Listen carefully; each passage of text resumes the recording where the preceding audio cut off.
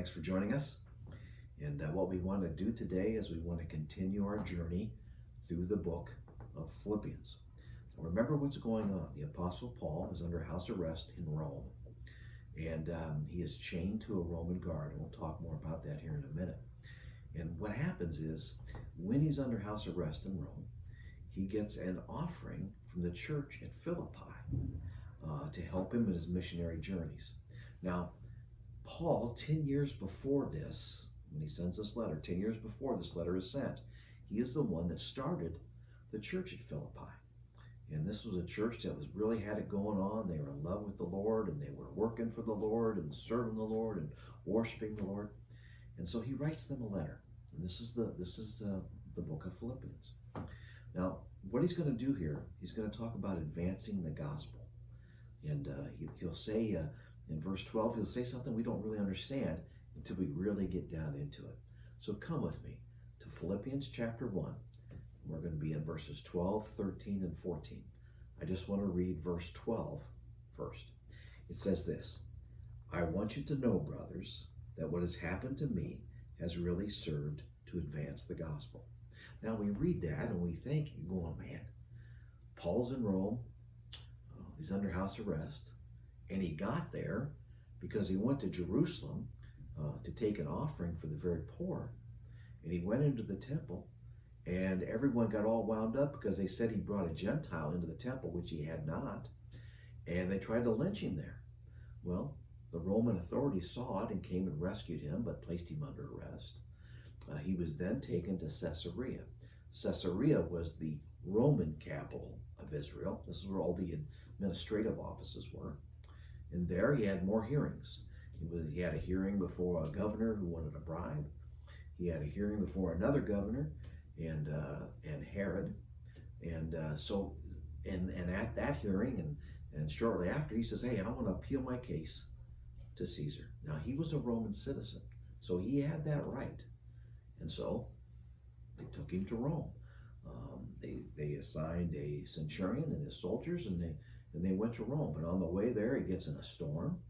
The ship shipwrecks. He gets bitten by a snake. And when he gets to Rome, he's still under arrest. He's under house arrest, and he's chained to a Roman guard. So you're saying, how in the world is this advancing the gospel? Well, he tells us this. He tells us how this is advancing the gospel in verses 13 and 14. He says this, verse 13, so that it has become known throughout the whole imperial guard and to all the rest that my imprisonment is for Christ. The first thing we see about advancing the gospel is he is chained to a Roman soldier 24/7. Now, this Roman soldier was a very unique soldier, if you will.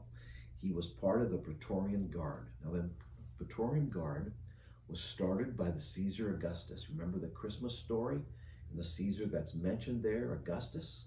Well, he started this Praetorian Guard. They were Roman soldiers who guarded the emperor.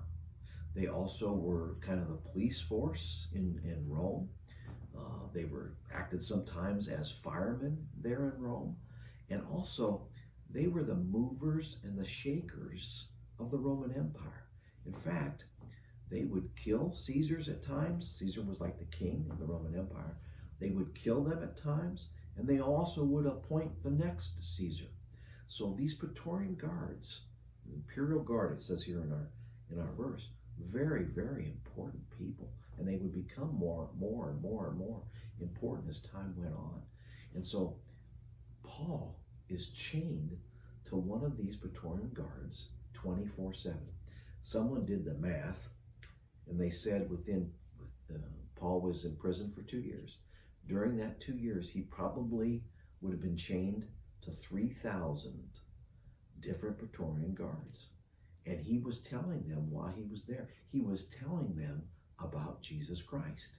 And who knows how many of them got saved. So this is what he's talking about when he says the gospel is advancing. Then he tells us another one, how it is advancing in verse 14. And it says, and most of the brothers, having become confident in the Lord by my imprisonment, are much more bold to speak the word without fear. In other words, they saw Paul. Here was Paul who had gone through all sorts of stuff. And here was Paul still fired up about Jesus. Here was Paul who was under house arrest, still fired up about Jesus. Here was Paul who was chained to a Roman guard. He was still fired up about Jesus. And so that fired them up. You see, the greatest missionary force in the world is the way we live as believers. And the Apostle Paul knew that. And so he lived for Christ all the time. And people could see that. And when he lived for the Lord, it fired up other believers. Now, there's something else. He talks about it later on in the book of Philippians. It's found in Philippians chapter 4, and it's verse 22, and he says this. Listen to what Paul's words are. He says, and all the saints, now we've talked about saints, those are believers. All the believers greet you, especially those of Caesar's household. Now think about this. The most powerful man in the world at that time was Caesar. It was kind of like a king. He was a king. And the Caesar that was in power at this time was a man by the name of Nero. But anyway, in his household, there were Christians. And so what Paul says is that, man, the gospel is advancing. And you know what? These Roman soldiers, the Praetorian Guard, are chained to, they're hearing the gospel. The believers in Rome see me and see how I live for the Lord and love the Lord. They're getting fired up. And you know what? Even in Caesar's household, there are believers. And so that's what Paul says.